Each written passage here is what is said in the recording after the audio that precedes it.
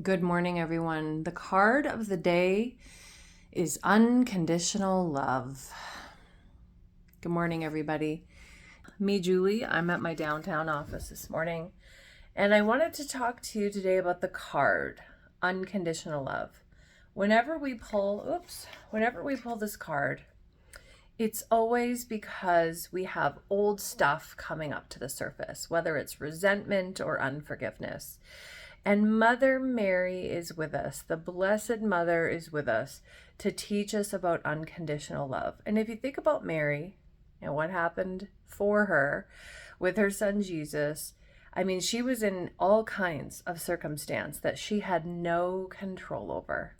And Sue and I were talking last night, Sue Garrick, about step one. So when you're in 12-step work, like I was for 3 years during the pandemic, you learn about the 12 steps to recovery to sobriety. And step one is I turn over the things that I can't control. So I can't control how my mother talks to me. I can't control if my daughter will listen to me.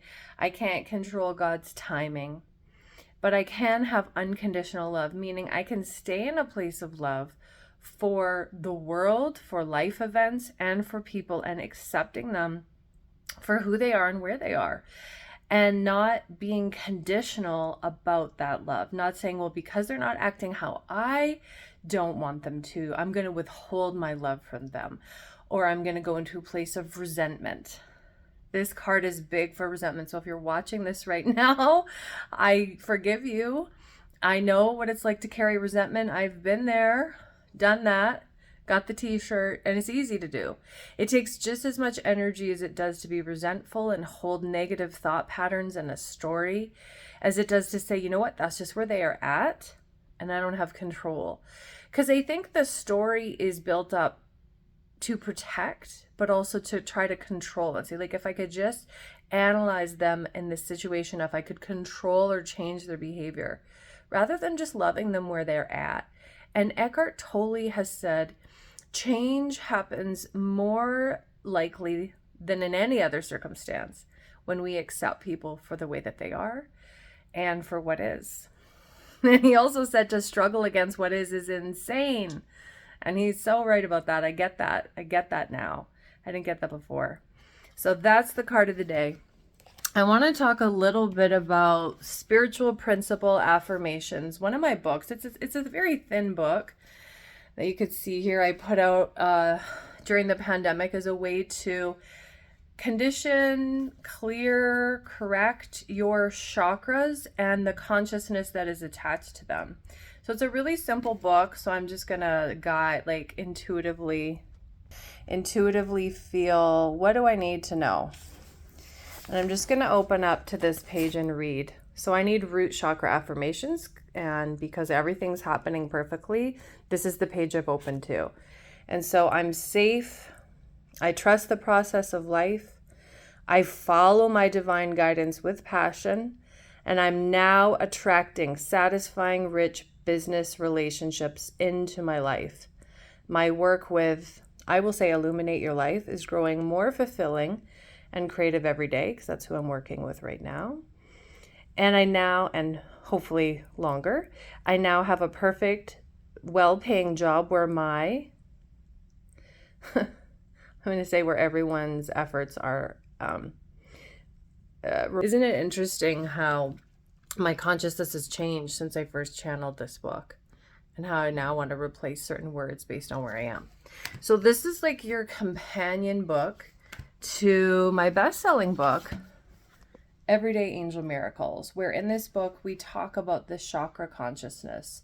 And really what's just a fancy way of saying the root of how you feel on the inside. Because Hermes said, as above, so below.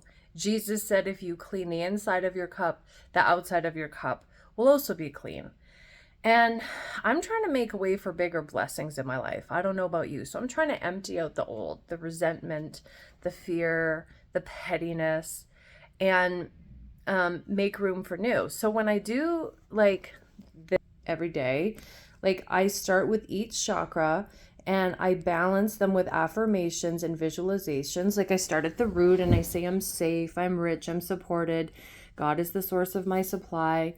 And then when I get to sacral, I say, I'm healing, I'm healthy, I'm listening to my inner child, I'm powerful at the solar, I'm loving and lovable at the heart, and on and so forth. Really what that has done is developed me as a human being, my trust, my connection to the divine, because when we meditate on these chakras, we will start to attract symmetrical experiences in the world of form, because these chakras correspond with living areas.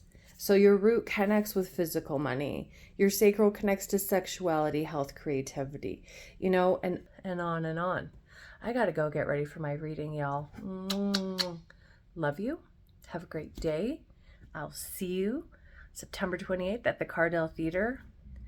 And if you can't come because you can't afford it, let me know. I have free tickets to give away. I'll be giving away some of them this week on Blog Talk Radio. Friday, I'm back on my show, The Real Angelic Truth. And then maybe tomorrow, maybe today, maybe tomorrow, I'll be on Facebook Live. I don't know.